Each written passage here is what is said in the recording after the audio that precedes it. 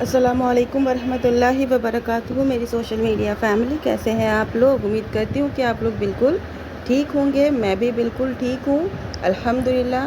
तो चलिए आज की हदीस शुरू करते हैं। जी हाँ, आज के अंजुमन में हम हदीस पेश करेंगे, इंशाअल्लाह आप लोगों को पसंद आएगी। तो चलिए शुरू करते हैं। उम्मुल मोमिनीन हज़रत आयशा सिद्दीक़ा रज़ी अल्लाह अन्हा फरमाती हैं कि अल्लाह के रसूल सल्लल्लाहु अलैहि वसल्लम अपनी अज़वाज मुतहरात में से किसी का बोसा ले लिया करते थे जबकि आप रोज़े से होते थे। उम्मुल मोमिनीन हज़रत आयशा सिद्दीक़ा रज़ी अल्लाह अन्हा फिर मुस्कुरा पड़ी।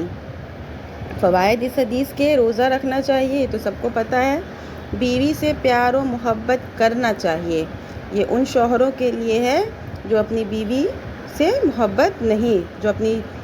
से मोहब्बत से पेश नहीं आते हैं। बोसा लेने से रोज़ा नहीं टूटता, लेकिन रोज़ा की हालत में नौजवानों को परहेज़ करने में बेहतरी है। जैसा नबी करीम सल्लल्लाहु अलैहि वसल्लम बशर थे, शर्म व हया अच्छी सिफत है। हक बात बयान करने में नहीं शर्माना चाहिए। खुश रहना चाहिए और मुस्कुराना चाहिए। बीवी से हमेशा करीब रहना चाहिए और बीवी को भी अपने शौहर से करीब रहना चाहिए। तो एक चीज़ जो मैं आपको समझाई नहीं कि बोसा लेने से रोज़ा नहीं टूटता, लेकिन रोज़े की हालत में नौजवानों को परहेज़ करने में बेहतरी है। इस टॉपिक को समझिएगा।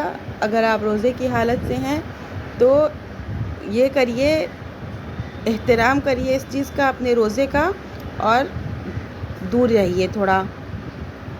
उस हालत में आप, रोज़े की हालत में आप अपनी बीवी के करीब नहीं जा सकते हैं, लेकिन हाँ, आप उनकी पेशानी पे बोसा ले सकते हैं। बोसा लेने से रोज़ा नहीं टूटता है, लेकिन उसमें भी अगर नौजवानों को परहेज़ करना बेहतर है। अगर वो परहेज़ करते हैं तो ये बेहतर है। तो ऐसी ही हदीसों को सुनने के लिए please do like, share and subscribe my channel. और उम्मीद करती हूँ कि आप लोगों को मेरी वीडियो पसंद आई होगी। आप लोगों को मेरी वीडियोस कैसी लगती है मुझे कमेंट में ज़रूर बताइएगा। मिलते हैं नेक्स्ट वीडियो में। वालेकुम अस्सलाम व रहमतुल्लाहि व बरकातुहू।